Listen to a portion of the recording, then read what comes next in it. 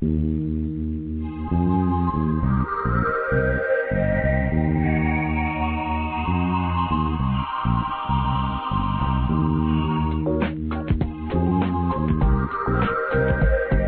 Energy with naturopath and medical intuitive Dr. Rita Louise. We have learned from Einstein's theories that matter and energy are one. Physicists believe that all systems in nature have their own particular way of vibrating. From the swing of a pendulum to the waves in the ocean to the light that brightens the sky each day, each of these oscillates at its own unique rate. In the same way, things such as rocks and minerals vibrate very slowly and at speeds that are imperceptible to us. Living things such as plants, animals, and man vibrate faster and appear to be alive. The same holds true for every thought, feeling, event, or word we speak. Each has its own frequency or rate of vibration. What many of us don't realize is if we take everything in our own universe down to its simplest form, it is all just energy. Join Dr. Rita as she explores questions such as, what are we made of? Why do we get sick? How can I live a more balanced and whole life? Call in and talk to her and her thought-provoking guests. Send us your questions and get the help you need to move beyond any obstacles or challenges that may be affecting your life, right from the source. So stay tuned and explore your possibilities.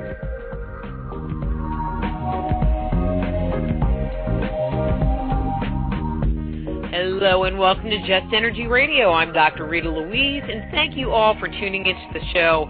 I was going to say tonight, but I have to learn how to say this afternoon.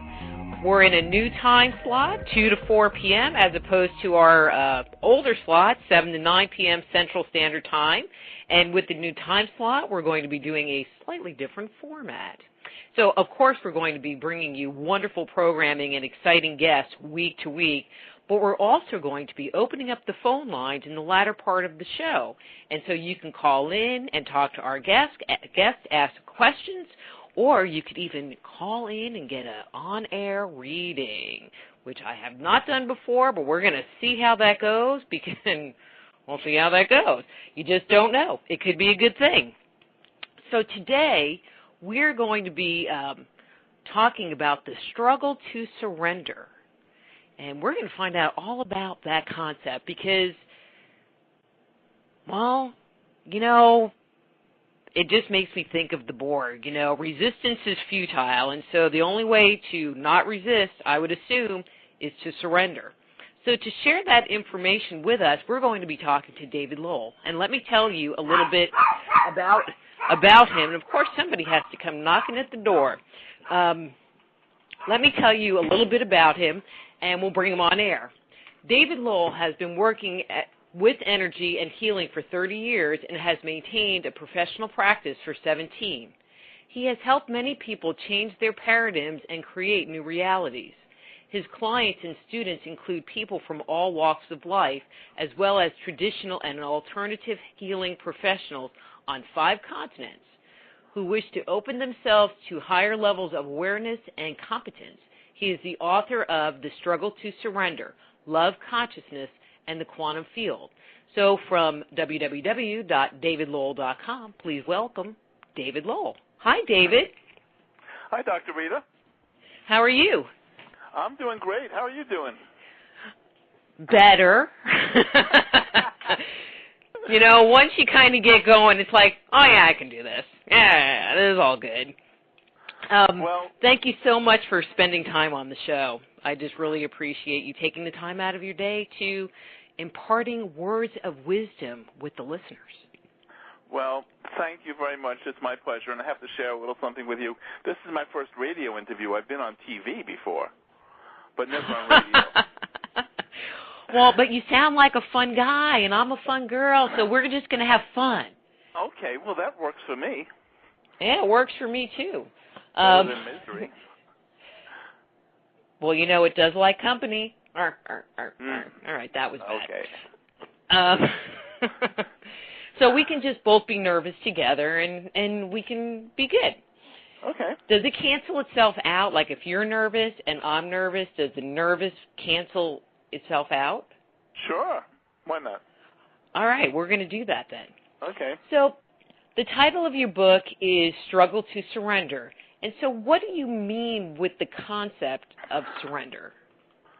Well, all spiritual practice, or the spiritual traditions, whether you take Buddhism, Hinduism, Christianity, Islam, it's all about surrender, to surrender to a higher power.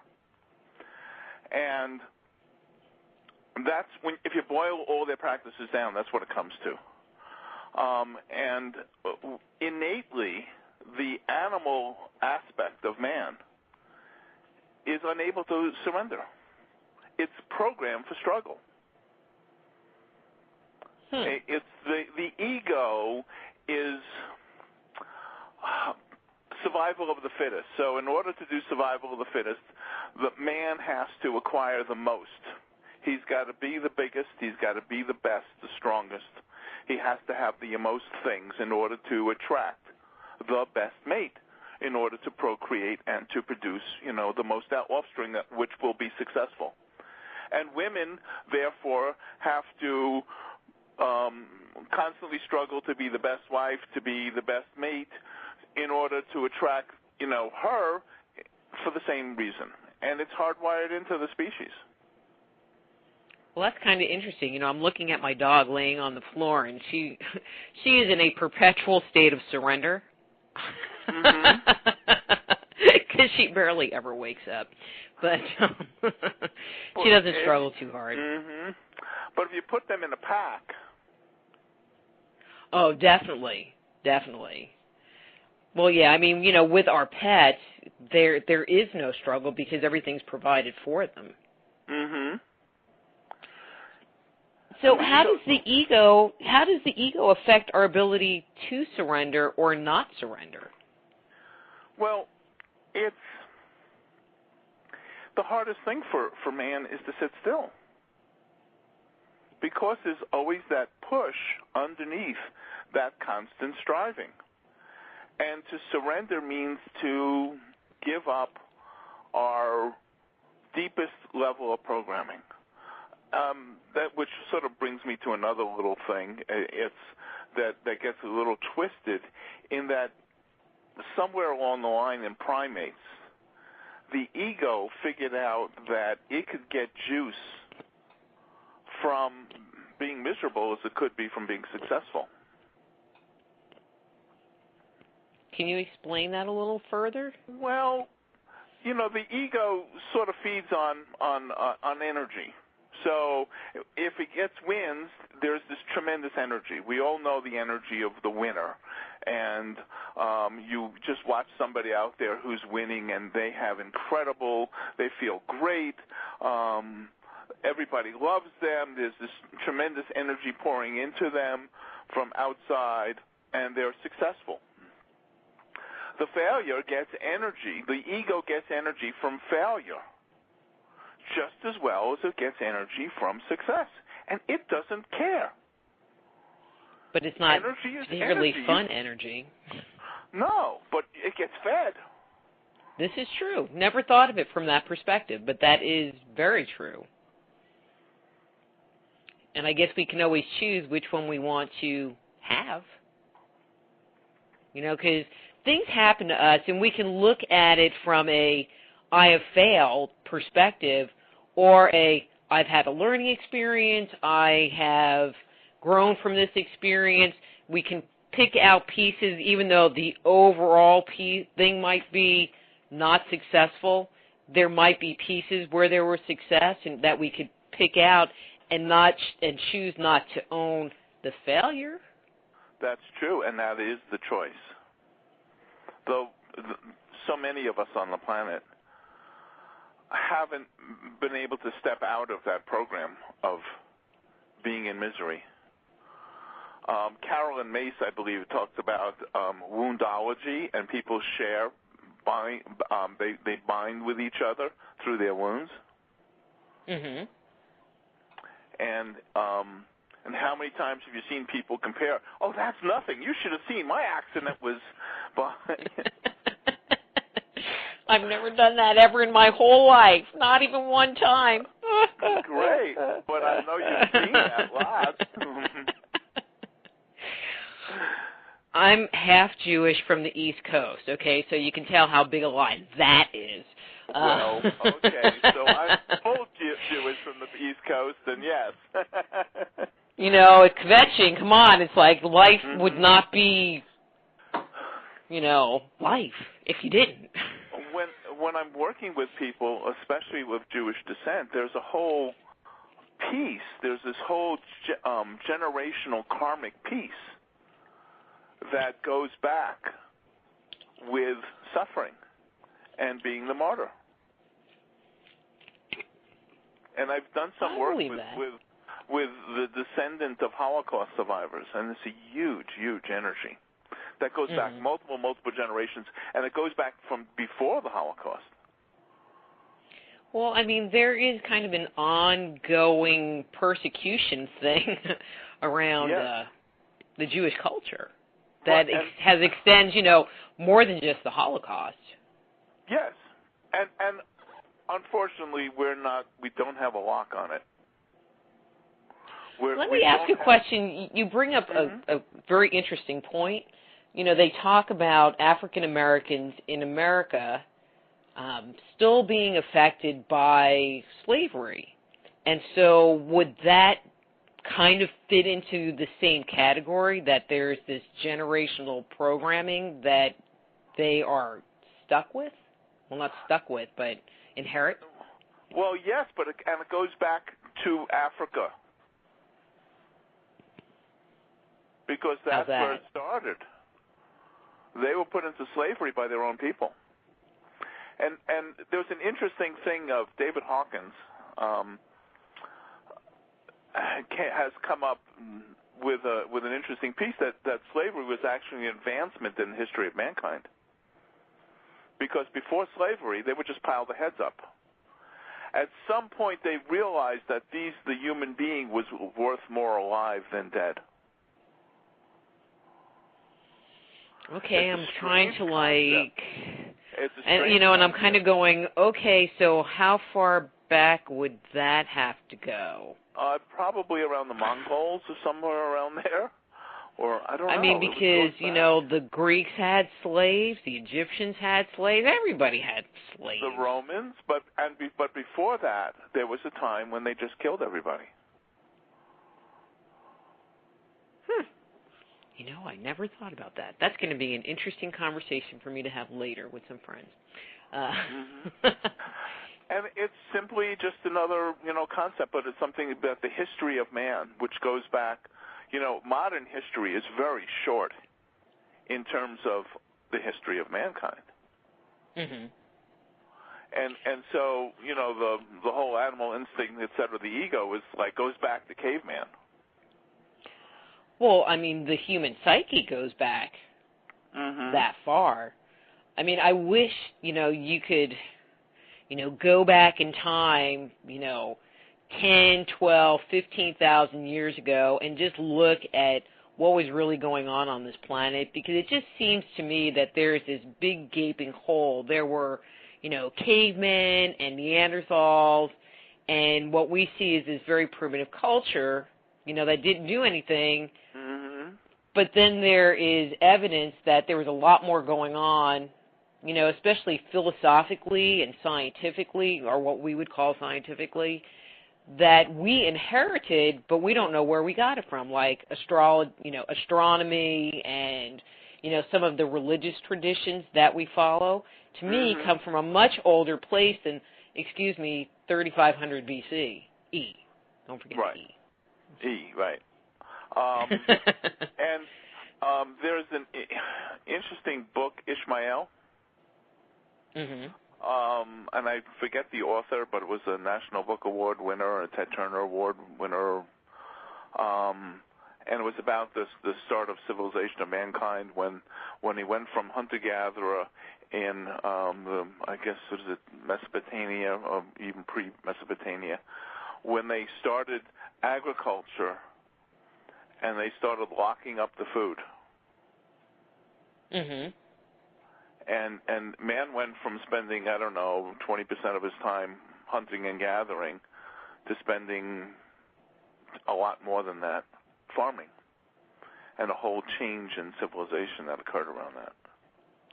Well, I've had Barbara Hand Clow on the show, and she's written a book called Catastrophobia, which had a very interesting speaking point in that she says that, there's the Noah flood, but then she said that there was another flooding event that was even more pandemic, which, because of that happening, it put people into a survival space, and it made them protect things.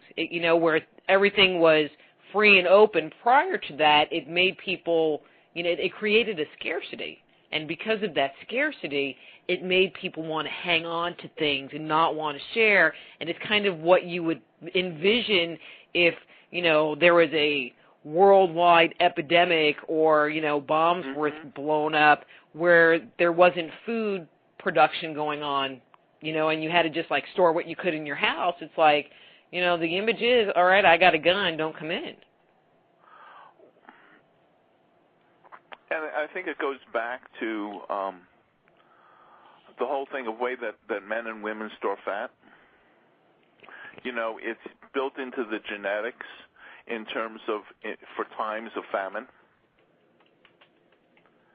and how where men store fat versus where women store fat, as an energy store, and it's a primitive mechanism. And it goes back to that whole thing of how will we survive when there's no food?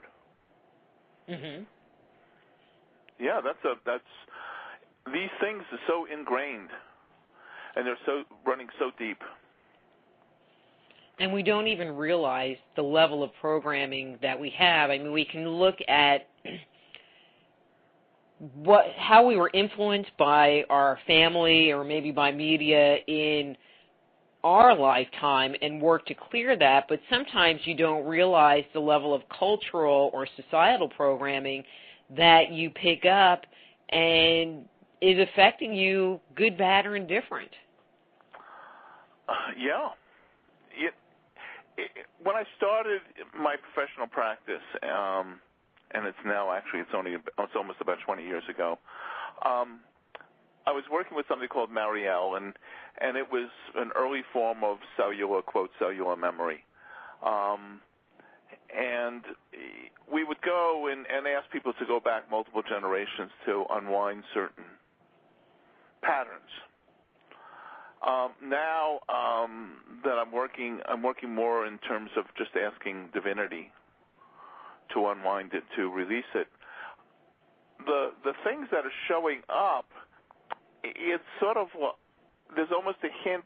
Very often I don't even have a name for it. It's just sort of an energy. Mm-hmm. And I ask for that to unwind simply because I don't have the concept of what that program is. And I think it ties in with things like this, that I'll see an energy, and it will stretch back eons or multiple generations, 10, 20, 30, 40 generations. And I'll get to see a bit of it as the energy discharges.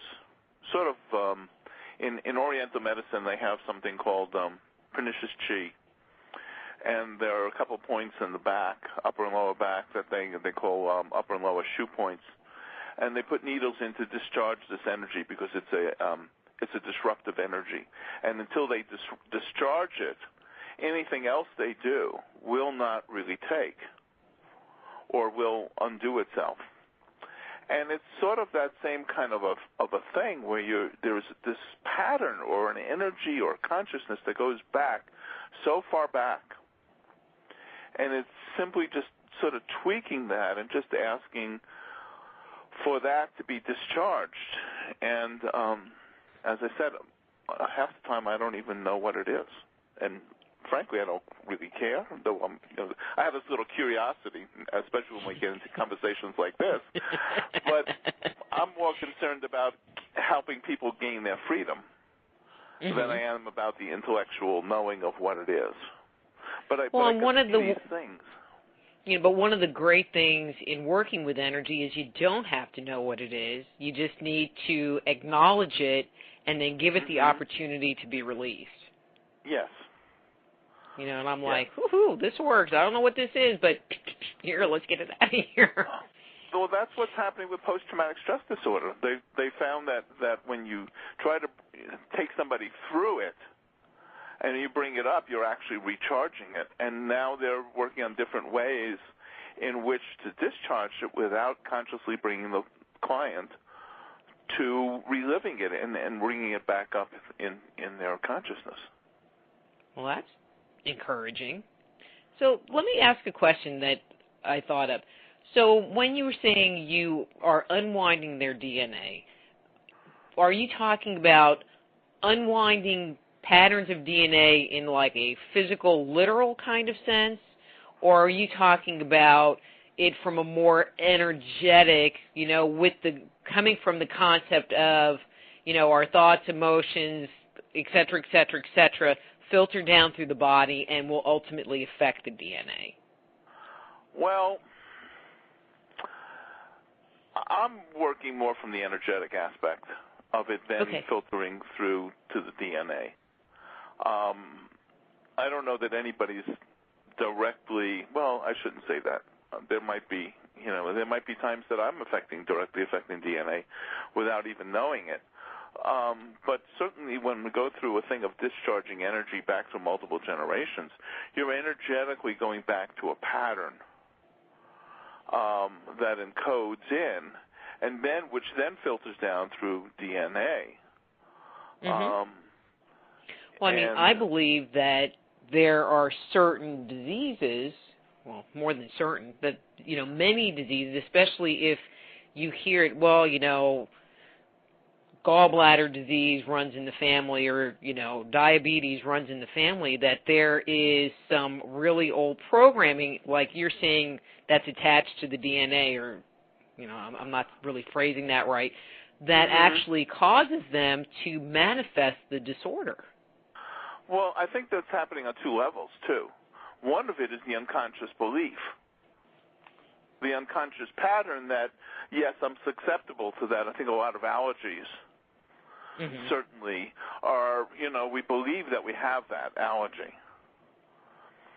And some of it certainly, I think, then encodes into the patterns of the DNA, especially when you have multiple, even the thing of the receptor molecules. So from the work of Bruce Lipton and Candace Pert.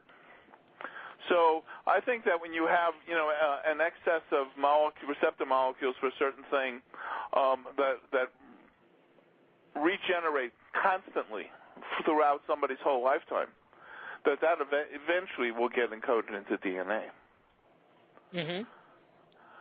So I think it goes both ways. It's a two-way street. Almost there's a thing of recently brought up the concept of in one of my articles about being a dual track of karma. The physical body has its karma through the generations, and then the soul has its own karma for over multiple lifetimes, which may and may not coincide directly with that of the body. So how would that manifest? Well, I think the soul's karma has the different potentialities that, give you the thing that you will reincarnate within this particular body, within this particular family. Then within that family, there's the karma of the generationally or the genetically programmed diseases and weaknesses, etc. So, this is something that I've been seeing lately, is that in some instances, the person just doesn't know how to deal with the energy, interact with the energy.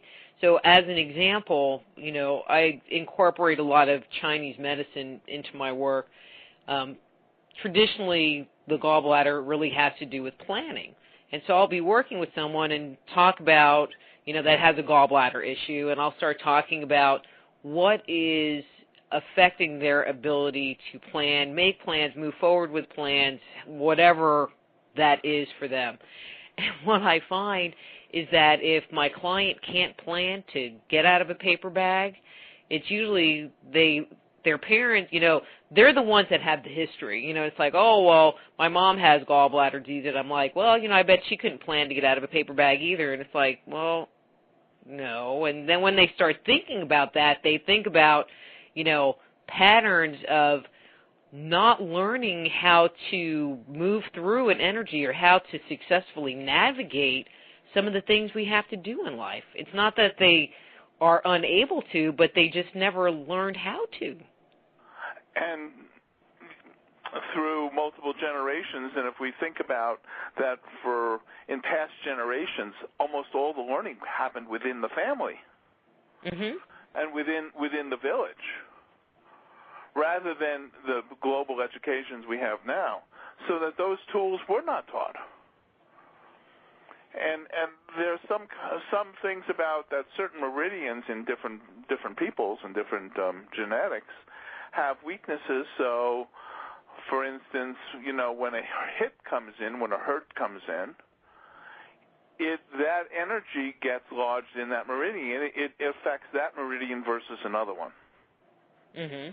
So that, with somebody who's got a weakness in the gallbladder meridian, genetically, that the more stresses come in, and if they're also not taught how to deal with those, or don't have that way to plan to get out of that paper bag, then that gallbladder meridian will eventually, collapse or weaken or, and cause issues within the gallbladder. So, yeah, it all ties in. Don't you just love this work? Can kind of make your head spin a little bit, but... It's incredible about unraveling the mosaic, It's we're gifted with, it's almost like doing a mandala in reverse, and then trying to figure out what is all the things and what caused these different colors to be here in these different shapes, etc. Oh, absolutely. I mean, and I'm sure you've seen the same thing where somebody has something going on or the overt symptom is this, but when you start peeling back the onion, what's actually causing it has absolutely nothing to do with the symptom. Yeah. Yeah. And they're like, what? What? I mean, I know you're saying truth, but what? And even some things which classically would be, so say we have an invasion and of say a sexual nature, and we would normally think of that the anger would be stored in the liver and maybe rage in the gallbladder, and there would of course be the impact within the sexual centers, and then there's shame. Not the least of which is because the body sometimes will react even if the person doesn't want it to.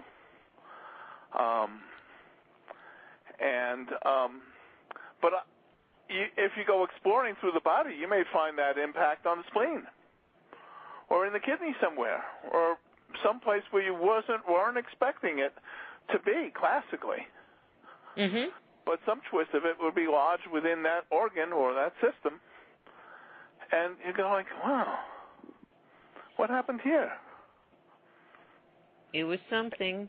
Well, it's just a piece. You just find pieces all over. And you have to kind of pull it in and figure out. I mean, I like to try to figure out what was the initiating piece. Right. Well, and sometimes there's something seemingly from out of the blue, which one would think of not being that intrusive, not being that scary, will have a tremendous impact on a child and change their entire life. And there's seemingly no rhyme or reason, and yet it's there. Mm-hmm. And actually, if you do unwind it, there is a connection. David, there's the music, which means we need to take a break. I'm Dr. Rita Louise. We're talking to David Lowell. His book is The Struggle to Surrender. Webpage is www.davidlowell.com, and we will be back after these words from our sponsors.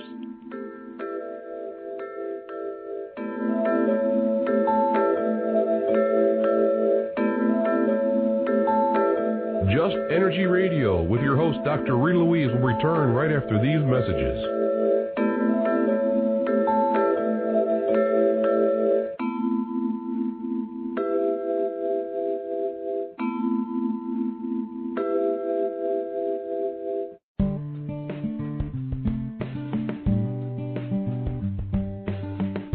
Are you sensitive to energy?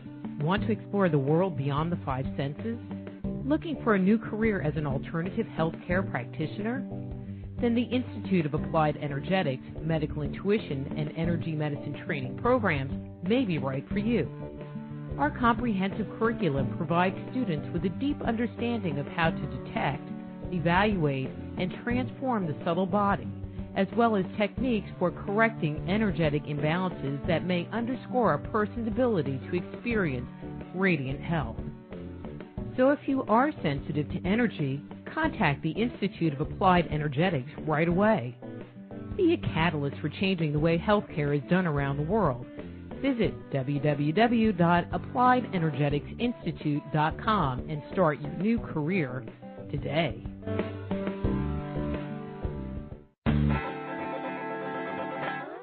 Move past the crossroads in your life and discover alternative solutions to your deepest concerns at soulhealer.com. So whether it's a physical problem, an emotional issue, a question about work, or troubles in your relationships, naturopath and medical intuitive Dr. Rita Louise can help you. Bring peace, harmony, and health back into your life. Schedule a session today. Visit soulhealer.com right away and live the life you've been dreaming of. Before we get back to the show, I want to thank all of you for tuning in to Just Energy Radio this evening. Many of the people I've helped over the years were listeners just like you. If you're at a junction in your life, don't stand alone at this important time. Call me or send me an email. We can set up a private consultation so that you too can experience wholeness in your life. To find out more about the services I offer, visit soulhealer.com.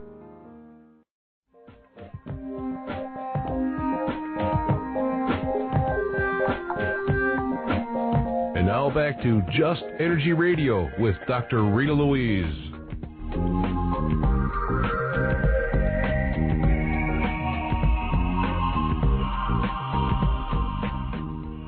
Hello and welcome back to Just Energy Radio. I'm Dr. Rita Louise, and we're here talking to David Lowell. We almost wore him because I was just listening to the music, which doesn't really help if you're supposed to be talking.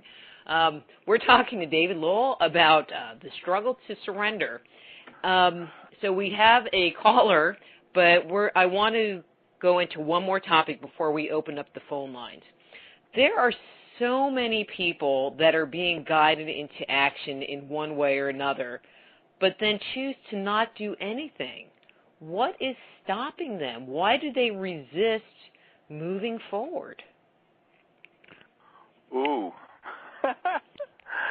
Told ya.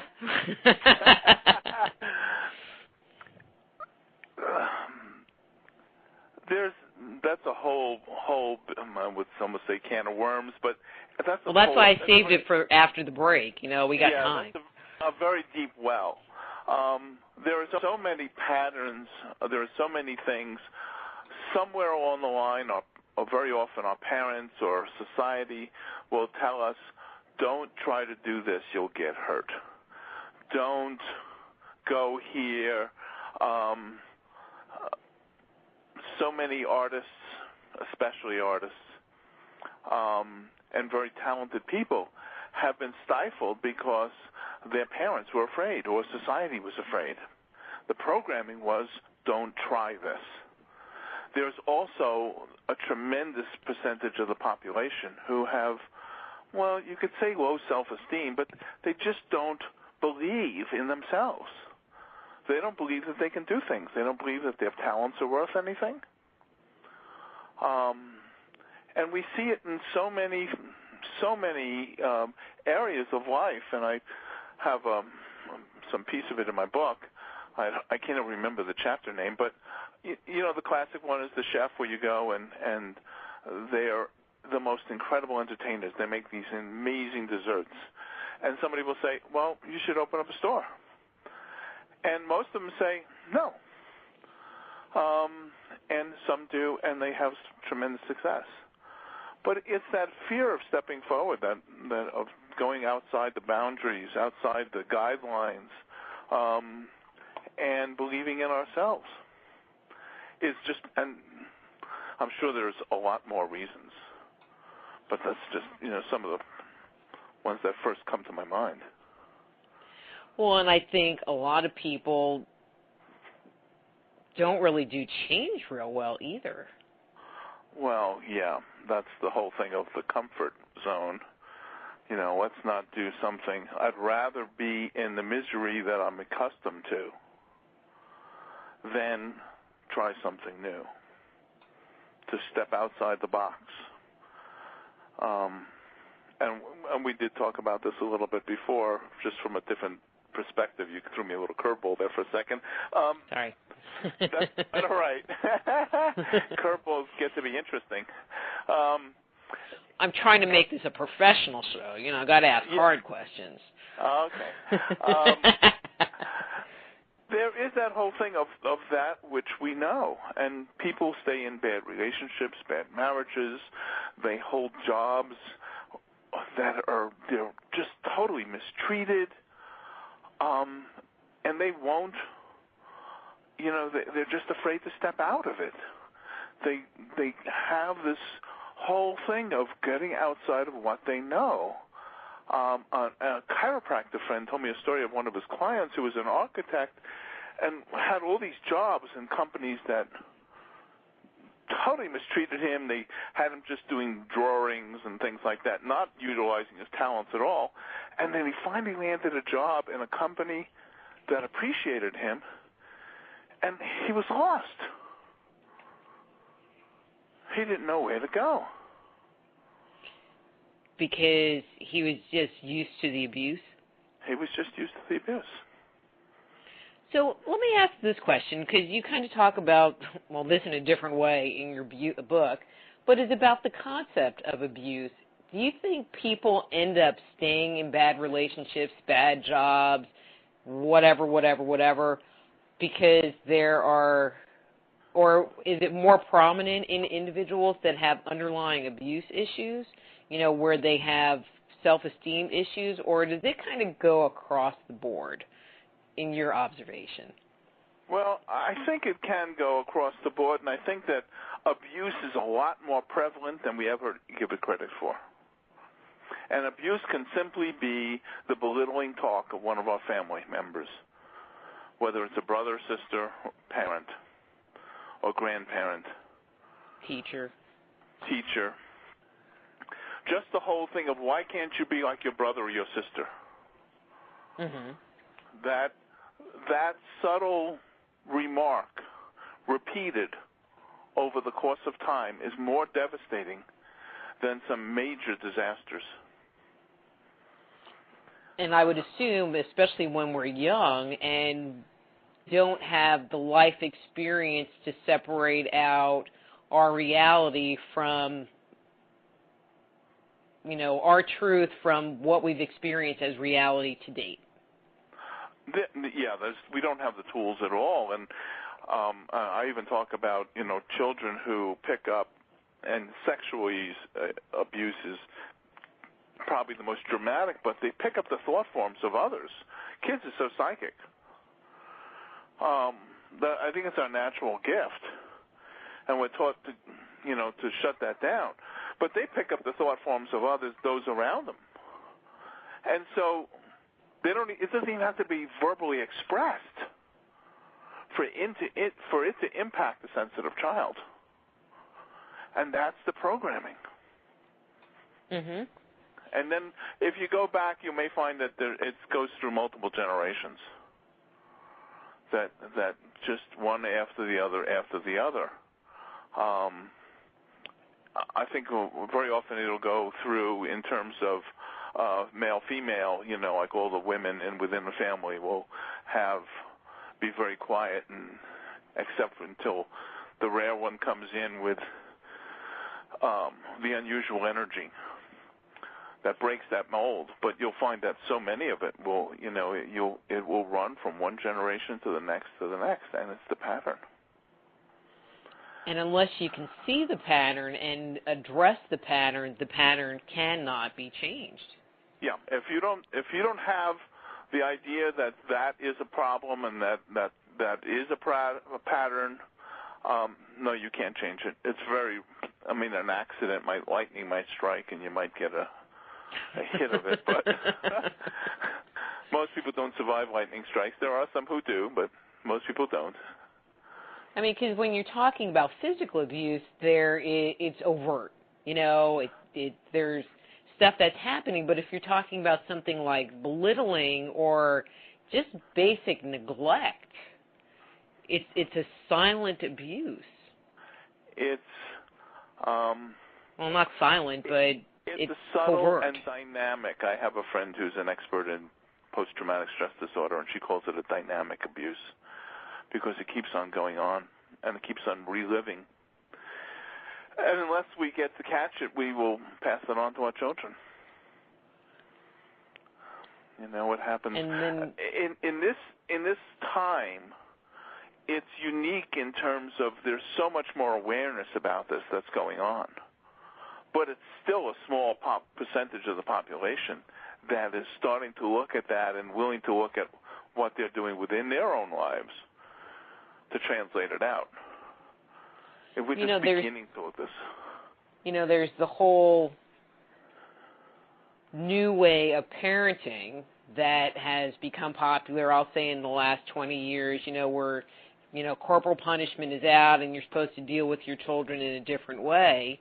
How do you, and I understand, on a certain level, I understand, you should never hit your kids, but, I understand what they're doing, but what my observation has been is that it creates children that don't respect, and, not everyone, but they don't respect, they take no responsibility, and the list goes on because they're not held accountable because it's all good, they're just a kid, they don't know, do you have any commentary on that? You just hit a buzzword for me that really gets me, of it's all good. I really have. Well, that's like saying Hitler, Milosevic, were good. Or it's all God. No, that's actually the narcissistic core of the ego that just went whacked.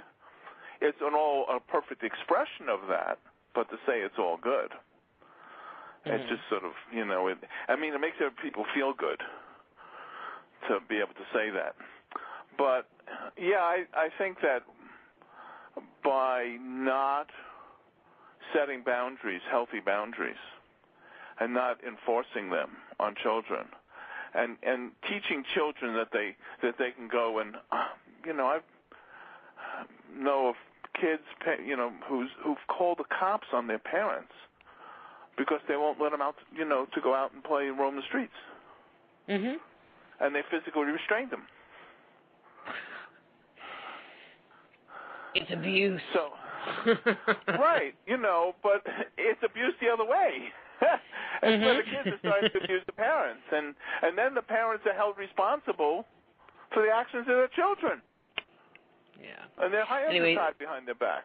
So I don't think that this, I think psychology has gone a little too far in modern society.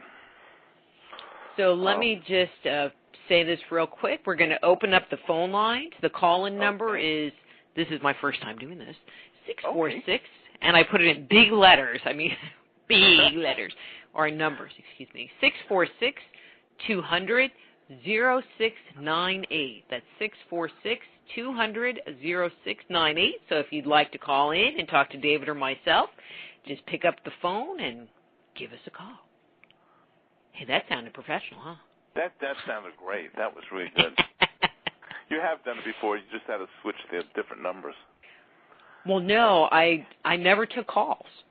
In the 2 years that I did the show, there was a call-in number, but I didn't like taking calls. And so I decided that I would open the phone lines with this new one in the last 15 minutes of every interview so that people didn't feel ripped off.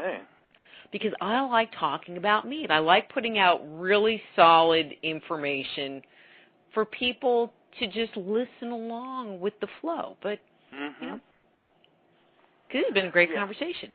Well, it has been. It's been a lot of fun and really stimulating, and perhaps we've created some questions within other people's minds that they would like answered. That's right. So 646-200-0698. Okay, well, I'll just keep questioning away till somebody calls in. Okay, so new topic. So what do you think about recent discoveries in quantum physics? And here's my little personal note. I think that they are, you know, I write these notes down, and then I have to read my own handwriting, which is like, I know that.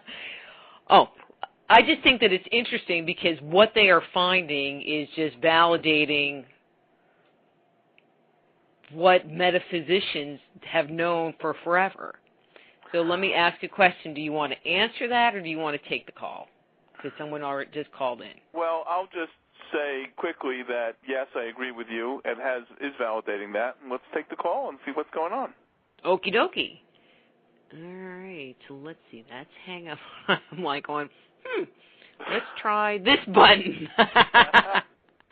Hello, caller from 510 area code. Are you there? Yes, I am. Hi. Hi, what's your name? Raquel. Hi, Raquel. How are you today? I'm good. So do you have a question for us today?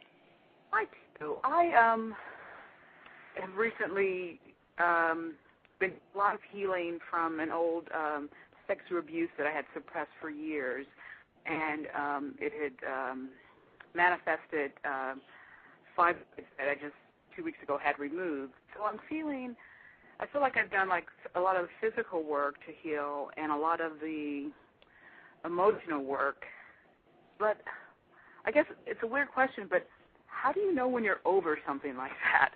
I mean, I feel much lighter, but I don't, you know, is it something that there's a yes or no, you're just done with it and you can move on, or is it a lifetime of managing? I don't know. It's kind of a...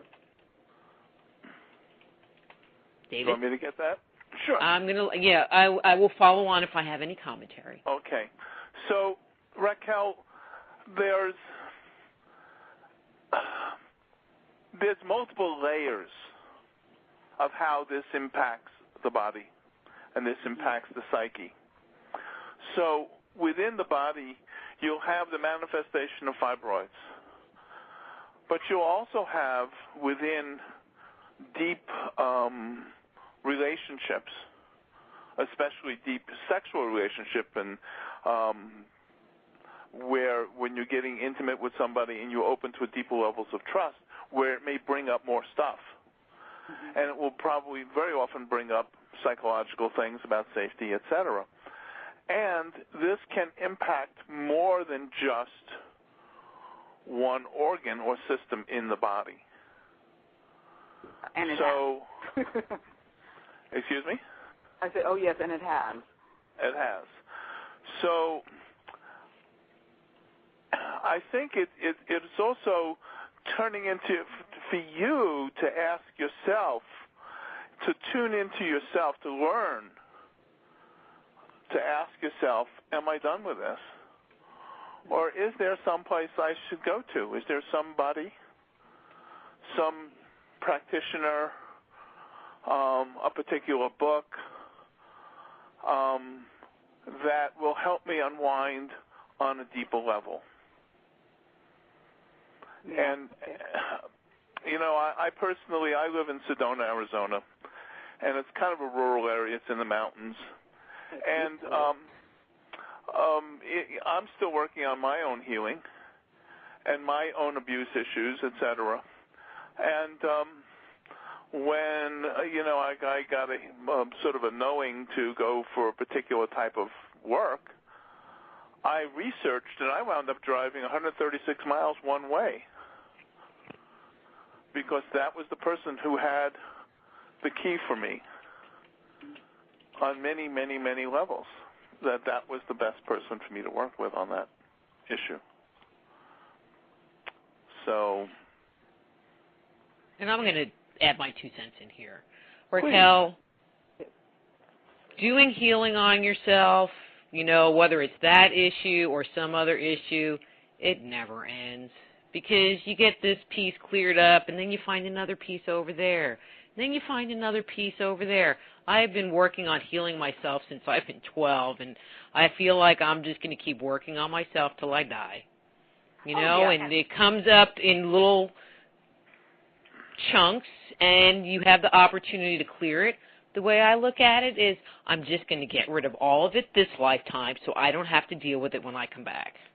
And then it makes it be okay. Mm-hmm. Right. Okay. Yes. Last night I wound up doing a whole big piece of surrender again. And I've done it time after time after time. Yeah. See, usually the universe has to hit me up the side of the head for me to figure it out. Yeah, I've had multiple hits over many years, and it's amazing how you can suppress things for so long, and then as they come out, again, more comes out and more comes out, which is great. And I was just, it's like I know there's more things I need to move on to heal, and some of it are rooted in that, and some of it are just other areas of my life that I would like to move forward on. But, it was just kind of like, do I spend all my attention on this? Or, obviously you spread it out because how can you not? But, it was kind of a... Well, you also have, the karmic potentiality of that sort of brought that to you in the first place, and perhaps there are other things that may not have been as a sexual nature, but also were intrusive. Yeah. And there's the opportunity to go into deep forgiveness work, and I found that that's the easiest, best way to unwind karma. From the soul's point of view, at any rate. And there's just, it's an endless opportunity. I like that. Thank you. And sometimes when you start working on your healing, I always am glad that stuff is coming up and out, for the karmic reasons, but also because it makes your life better. You don't react in the same way. You notice huge changes. As an example, I let go of 2 or 3 huge negative tapes that were controlling my life last year, 2 years ago. And now it's how do I reintegrate myself with the world now that I don't have this negative programming anymore? And how and so it's this constant process, and it ebbs and flows through your life where it might be really intense right now, and then it kind of goes into the background, but then something will come up, and it'll trigger another round of intense healing, and it'll resolve and go into the background. So it's always kind of cool, I think. Yeah, and it is actually. Absolutely. It's Thank you, Raquel. A never-ending process. No. Yeah, never ending. Thank you. All right, bye-bye. Okay, bye-bye. Well, that was pretty fun. Yeah. And I pushed the right button, and I didn't hang up on her or you or myself, and woohoo! That's pretty I'm cool. a pro. You have a whole new board, huh? Yes. Well, I didn't have to handle the board before. I didn't have to do that. So that, like I said, it's been a little nerve-wracking. I thought you were going to a new engineer. I didn't know that you don't have an engineer now. I don't have an engineer now. It would be me or me. I multitask, babe. All right. So, David, we have about 5 minutes left. Okay. So what do you have coming up? Do you teach classes? What's up with you? Well, I have reorganized my life once again. About 3 years ago, I walked away I was involved with an organization that wound up going cult-like, and I walked away from it and had a profound experience with the relics of the Buddha and consciousness, etc. And it's been a time of unwinding and then new discoveries. And I'm just starting now to work on some classes here in Sedona. And I teach, my private sessions are actually teaching sessions. So I give my clients tools to work with. I take them on journeys to discovering the consciousness of their heart and how it integrates with the consciousness of the frontal lobe of the brain, to integrate that. And so it's an ever-evolving piece, that just keeps on, that gift that keeps on giving. And I'm working now through prayer, through intention and love and prayer, of coming up with a new protocol of healing, which I think, accesses a much higher power than our own personal will. So are you still doing session work with people? I do session work with people, and I work primarily by phone. Okay. See, that's where I was going. So if somebody wanted to work with you, you are available to anyone around the country or around the world? Around the world. I'm currently working with people in Mexico and Australia, and I've been worked with people on 5 continents without leaving my home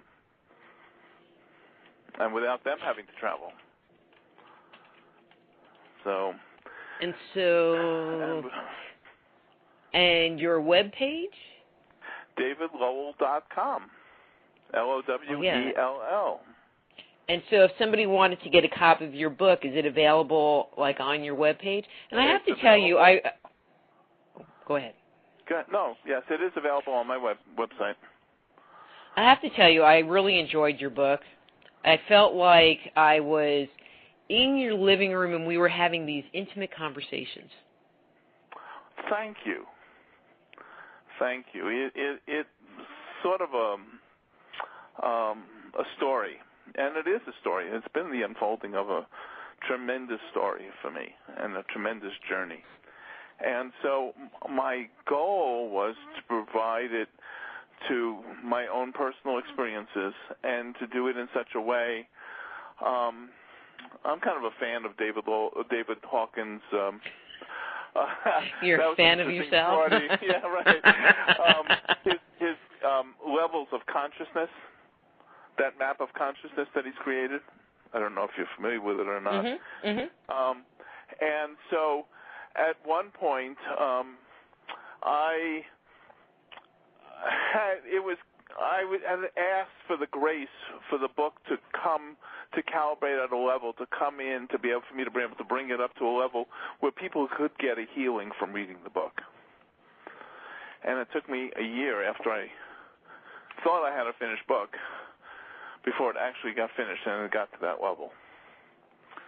Well, David, we are quickly running out of time. Any last quick comments to the listeners? Healing is a lifelong process. It's sort of like a mudra in a sense. It's just a state of being, and it's that desire for have a better life, and it's available to all of us.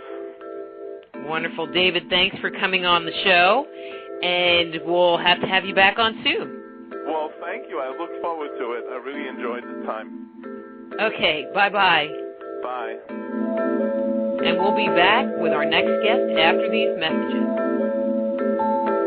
Just Energy Radio with your host, Dr. Rita Louise, will return right after these messages.